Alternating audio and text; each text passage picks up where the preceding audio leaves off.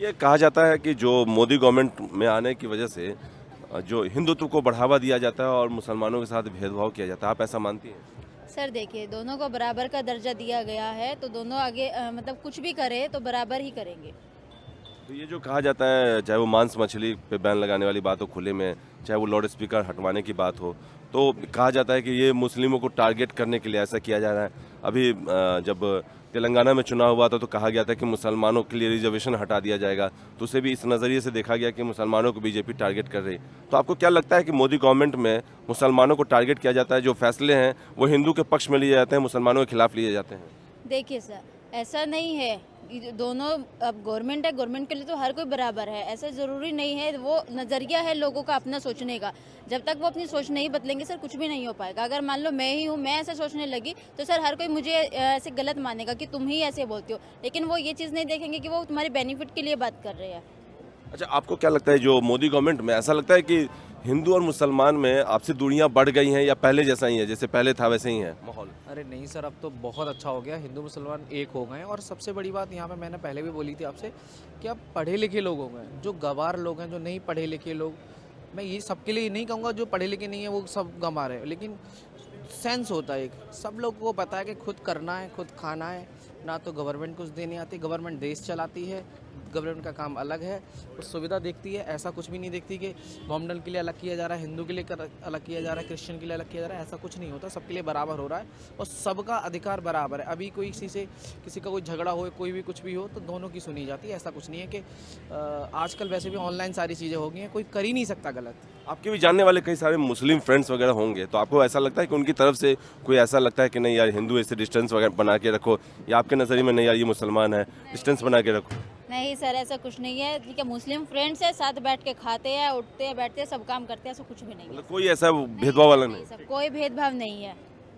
ये जो नई गवर्नमेंट बनी है एमपी में, तो जितने भी खुले में मांस मछली वगैरह बिकते हैं उसको बंद किया जा रहा है, तो आप इस फैसले को कितना सही मानती हैं? यार देखो, मैं खुद नॉन वेजिटेरियन हूँ, तो मैं उसके लिए क्या नहीं बताऊँ। तो एज ए पर्सनल आप क्या फैसला सही है कि जो खुले में मीट मछली वगैरह बेचा जाता है? तो वो चीज़ तो सही नहीं है, खुले में नहीं करना चाहिए। थोड़ा उसको करो, अगर हो सकता है तो थोड़ा अंडर में ही हो तो ज़्यादा बेस्ट ऑप्शन है। वो खुले में नहीं करना चाहिए नॉन वेज। आपका क्या कहना है? कई लोगों को दिक्कत होती है, तो उस चक्कर में औरों का भी देख के थोड़ा इसको थोड़ा अंडर में लेना चाहिए इसको। हाँ। आपको क्या लगता है एमपी में जो नई गवर्नमेंट आई है, तो जो खुले में नॉनवेज वगैरह बेचा जा रहा है उसको बैन किया जा रहा है, उसको हटाया जा रहा है, तो आप इस फैसले को सही मानते हैं या गलत मानते हैं? देखो, यहाँ पे बहुत लोग इस पे सियासी राजनीति करेंगे। लोग कहेंगे कि मुसलमानों के लिए ऐसा हो रहा है, ऐसा कुछ भी नहीं है। ये देखिए, कोई चीज़ इलीगली हिंदुस्तान में रहना है तो देखिए हिंदुत्व की बात आती है, लेकिन यहाँ पे हमारा देश एक ऐसा है जिसमें सबको बराबर कानून है, सबके लिए। तो यही है कि मैं तो यही कहूँगा कि वो जो कर रहे हैं सही कर रहे हैं, और हम तो कुछ नहीं है, हम तो जनता है। लेकिन बाकी लोग पीएम मोदी हैं, उनके पास बहुत सारे एक्सपर्ट हैं, बहुत लोग हैं, पढ़े लिखे लोग हैं, तो वो लोग जो कुछ करेंगे ठीक ही करेंगे। आप क्या कहना है जो एमपी में ये फैसला लिया गया है, जो नॉनवेज की खुले में दुकानें वगैरह हैं उसको बंद किया जा रहा है? सर देखिए, फैसला बहुत सही है, क्योंकि नॉनवेज अगर बाहर खुले में बिक रहा है तो गंदगी इतनी ज़्यादा हो रही है, ठीक है, जिसकी वजह से बीमारियां फैल रही है। अगर वो सब कुछ कवर होगा तो बीमारियां फैलने का जो खतरा है वो कम हो जाएगा काफ़ी स्तर तक। लेकिन एक पहलू ये भी लोग कह रहे हैं कि जो वो भी गरीब आदमी है, फिर वो कहाँ जाएंगे, वो कहाँ लगाएंगे? देखो सर, बेच सकते हैं, लेकिन वो भी एक तरीके में। ऐसा नहीं है कि आप रेडी पे कहीं भी सड़क पे बैठ के बेचने लग जाओ, तो वो चीज़ सही नहीं है। ठीक है, सोसाइटी में उसका इतना ज़्यादा इम्पैक्ट पड़ता है, लोगों के ऊपर इम्पैक्ट पड़ेगा, लोग क्या करेंगे, उसके लिए हड़ताल करेंगे कि आप यहाँ से इसको हटाइए। ठीक है, तो उसके रिगार्डिंग है कि वो उसको थोड़ा अच्छे एरिया में जाके वहाँ उनको मतलब अच्छी दुकानों पे जाके अपनी, तो वहाँ वो बेच सकते हैं सर। जो लाउड स्पीकर को भी कहा जा रहा है कि जहाँ पे ऊंची आवाज़ में लाउड स्पीकर बज रहा है, सो कॉल्ड कहा जाता है कि जहाँ जो मस्जिद वगैरह है वहाँ पे लाउड स्पीकर की आवाज़ ज़्यादा होती है, तो उनको हटाने का फैसला वगैरह लिया गया नई गवर्नमेंट में। ये तो धर्म की बात आ गई है। ठीक है, इस धर्म की बात में क्या है कि अगर मान लो लोग चला रहे हैं, कुछ भी कर रहे हैं, तो वो थोड़ा कम उसको वॉल्यूम पे करके चला लीजिए।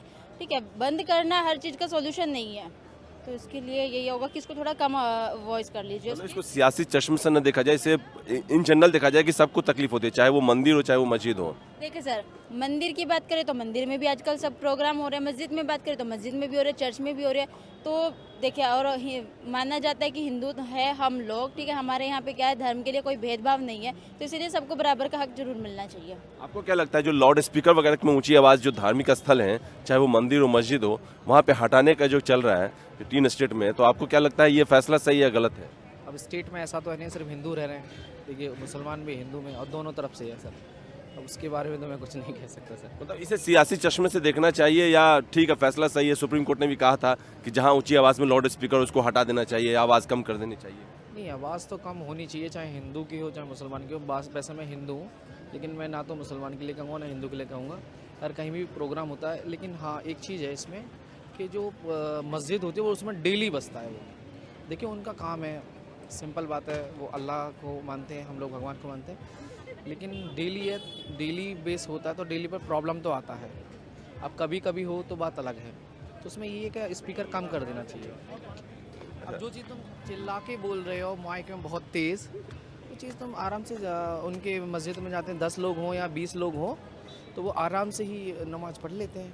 मैं भी मस्जिद में गया हूँ, मैं ब्राह्मण हूँ, लेकिन फिर भी मैं मस्जिद में गया हूँ, सुकून मिलता है, अच्छी जगह है, नमाज़ पढ़ते हैं लोग बाग। लेकिन वही है कि चिल्लाना क्यों? अब मुझसे ही लोग बाग यही भी कहेंगे ये लड़का बोल रहा है ये चीज़ है। तो एक बात बताइए, डेली का हो गया ना, डेली वो चिल्ला रहा, कोई अब अपना ध्यान कर रहा है या कोई कुछ कर रहा है घर में, कुछ भी हो, दिक्कत तो होता है। तो उसमें तो कहा जाता है कि मंदिर में भी जागरण वगैरह होता है उसमें सर डेली थोड़ी नहीं होता। आप मान लीजिए कोई भी शहर हो जहाँ मोमडन रहते हैं, हिंदू भी रहते हैं, तो अब डेली जागरण नहीं होता, जागरण बहुत कम होता है डेली। और मस्जिद डेली 3 से 4 टाइम शायद नमाज़ पढ़ी जाती है, शायद, मुझे ठीक से पता नहीं है, 5 टाइम। तो 5 टाइम ही वो बजता है, 5 टाइम में आप लगा लीजिए कम से कम 10 मिनट तो बजता होगा। अब 10 बार डेली बजेगा, 5 टाइम तो 50 मिनट होती हैं, तो दिक्कत तो होगी ना डेली में। तो उसमें मैं यही चाहूँगा कि या तो स्पीकर कम हो जाए। अब तुम अंदर जाके बैठ के मैंने गया हूँ मैं मस्जिद में, तो देखा है कि आराम से करते हैं, बहुत अच्छी जगह, अच्छा वो होता है, आराम से भी कर सकते हैं। अच्छा ये बताइए 2024 में एज ए वोटर आप किसको पीएम देखना चाहेंगे? मोदी, नरेंद्र मोदी जी। ऐसा क्यों? वही है, मतलब लगता है कि हाँ उनके आने से काफ़ी चीज़ों में इंक्रीजमेंट हुई है, डेवलपमेंट हुआ है, लगता है बहुत सारी चीज़ें आई हैं। अभी तक इतना वो नहीं था जितना आया, तो लगता है मोदी को ही बनना चाहिए। आप एज ए वोटर?